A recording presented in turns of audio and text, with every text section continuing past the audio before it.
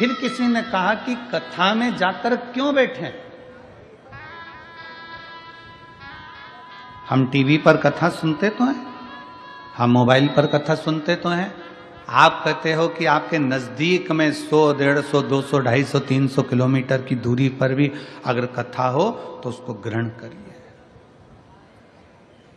एक तो कथा अपने क्षेत्र में हो, ये बड़ी कठिन, बड़ी मुश्किल बात है। कथा होते होते भी कहीं ना कहीं कुछ अड़चन आ जाती है, कोई तकलीफें आ जाती हैं और कैंसिल हो। अभी अभी आज ही लखनऊ में जो कथा होने वाली थी वो कैंसिल हो गई। 24 दिसंबर से जो 30 दिसंबर तक की कथा लखनऊ में थी वो कैंसिल हो गई। क्यों? क्योंकि जहां कथा होना थी वो प्रांगण लगभग 7-8 एकड़ का था। अब जब ये सिरपुर की कथा 60 एकड़ के प्रांगण में लगभग 100 बीघा जमीन में हो रही है, तो फिर व्यवस्था भी तो उसी चाहिए। 60 एकड़ का ये प्रांगण है जिसमें भक्त लोग बैठे हैं।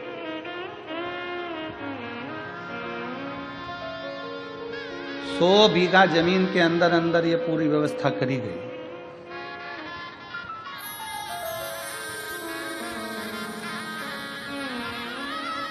कोई पुण्य है। क्यों? नाम का स्मरण होगा तो हृदय में रमण होगा, रमण होगा तो दुख का मरण होगा, ये निश्चित है।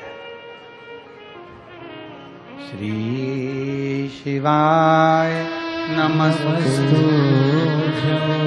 श्री शिवाय नमस्तु,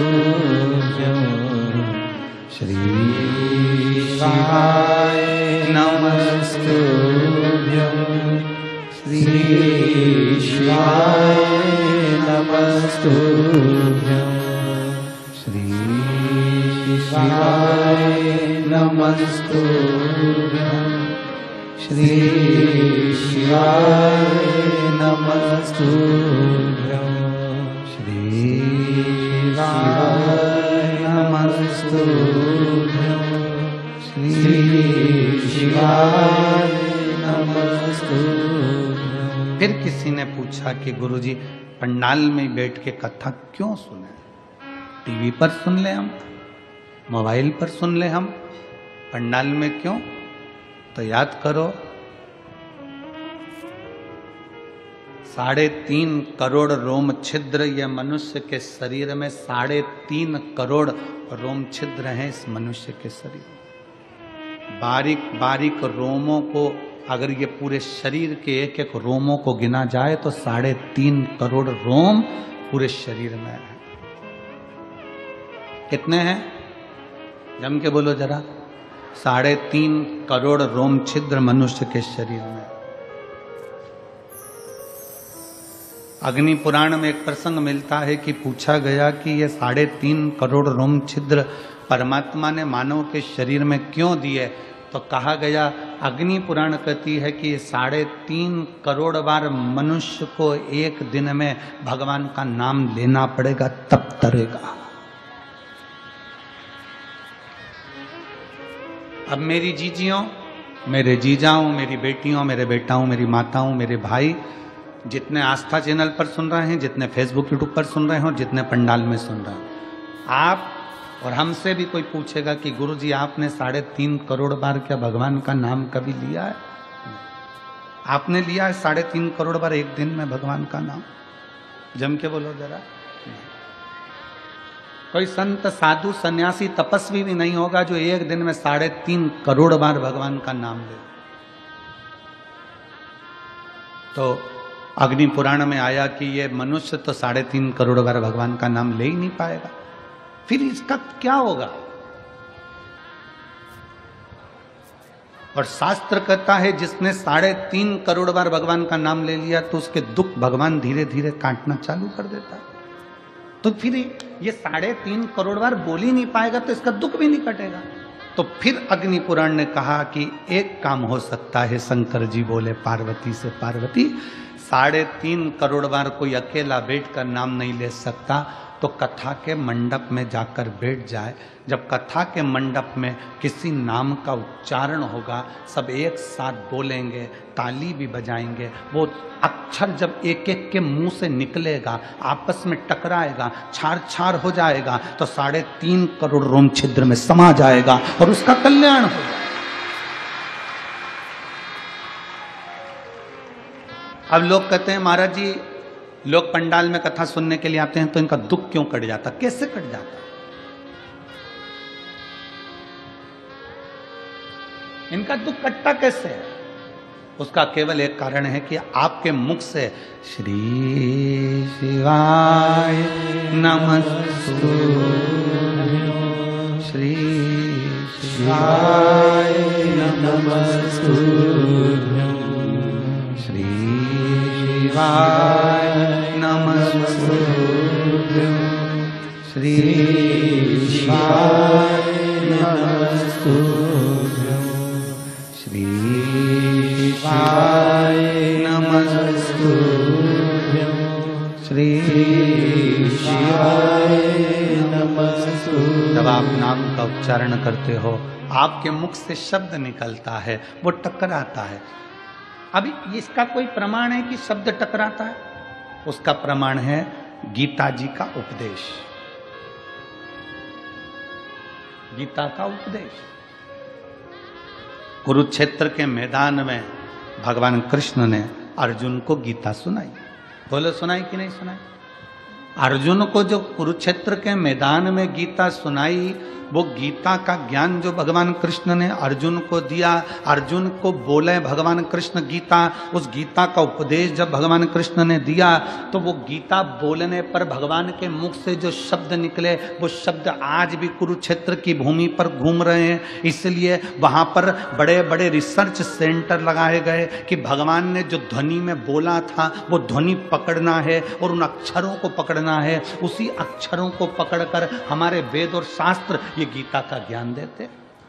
अक्षर जो तुम बोलते हो वो वायुमंडल में हमेशा रहते हैं, वो गूंजते रहते हैं, वो कभी समाप्त नहीं होते।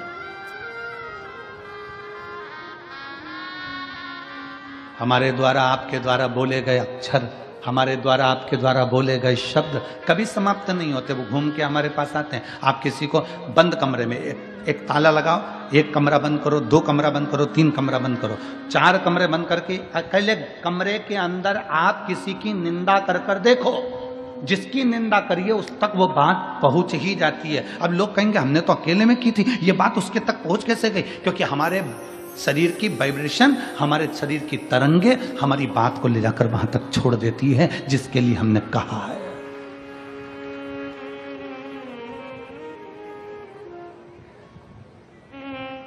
हमारे शरीर की वाइब्रेशन, हमारे शरीर की तरंगे वहां तक ले जाकर छोड़ देती है जिसके लिए हमने अपशब्द कहा। आप किसी को गाली देकर देखो, चलो जाने तो आपका कोई नौकर हो ना, आप अपने घर पे बैठ के नौकर को ही कुछ अपशब्द कह के देख ले, नौकर नहीं है वहां पर, परंतु उस नौकर को मालूम पड़ जाएगा कि मेरे सेठ के मुख में मेरे सेठ ने मेरे लिए कुछ कहा, मेरे सेठ के दिमाग में कुछ चल रहा। हमारी वाइब्रेशन बता देती है, हमारी तरंगे बता देती है। इसलिए शिव महापुराण की कथा कहती, अच्छा विचार करिए, अच्छा सोचिए। अगर कोई तुम्हारा दुश्मन है ना, उसके बारे में अच्छा सोचना चालू करो। एक दिन वो दुश्मन तुम्हें सुंदर माला लाकर ना दे, तुम्हारे को गुलाब का फूल लाकर ना दे, तुम्हारे लिए गुलदस्ता लाकर ना दे, तो कहना जब दुश्मन है उसके लिए वे अच्छा सोचना प्रारंभ करो, श्रेष्ठ सोचो। बहू सास की दुश्मन नहीं है, सास बहू की दुश्मन नहीं है। अगर बहू की दुश्मन होती सास, तो अपनी रकम तुड़वाकर बहू को ना देती शादी के पहले, शादी के समय पर। अगर सास तुम्हारी दुश्मन होती तो 1-2 लाख रुपए शादी में खर्च नहीं करती, 5-5, 10-10 हजार की साड़ियां, लहंगा तुमको नहीं दिलाती अगर तुम्हारी दुश्मन होती तो। और बहू अगर तुम्हारी दुश्मन होती तो वो अपना घर छोड़कर तुम्हारे घर में नहीं आती तुम्हारी गुलामी करने के लिए। ना सास बहू की दुश्मन है, ना बहू सास की दुश्मन है। ये दोनों रहते रहते एक दूसरे से बोलते नहीं, अपशब्द नहीं बोलते, पर अंदर ना जाने कैसे कैसी अंटी पालते रहते हैं, अंदर की वाइब्रेशन ऐसी कर लेते हैं, मम्मी ने ऐसा कर लिया, पापा ने ऐसा कर लिया, अंदर से सोच रहे हैं, तो वो वाइब्रेशन तुम्हारी सांस तक पहुंचती है, सांस की वाइब्रेशन बहू तक पहुंचती है, और दोनों का मनमुटाव आपस में चालू हो जाता है, और एक दिन ये होता है कि घर में अलग अलग हो जाते हैं। ये हमारे शरीर की वाइब्रेशन, ये हमारे शरीर का विचार है, ये हमारी दृष्टि। आप अच्छा सोचो ना, एक स्त्री, एक पत्नी रोज पति पर शंका करती है, रोज प्रतिदिन शंका करेगी, मन में शंका भरा गई है तो शंका करती रहेगी, शंका करती रहेगी, शंका करती रहेगी, शंका करती रहेगी। आखिर में पति को मालूम पड़ जाएगा कि ये शंका कर रही है, पति शंका करेगा तो मालूम पड़ जाएगा कि पत्नी शंका कर रही है। ये हमारी वाइब्रेशन है हमारे शरीर की, जो वहां तक पहुंचा दी। ये हमारे शरीर की वाइब्रेशन है जो वहां तक पहुंच रही है। शिव पुराण कहती है, अच्छा सोच,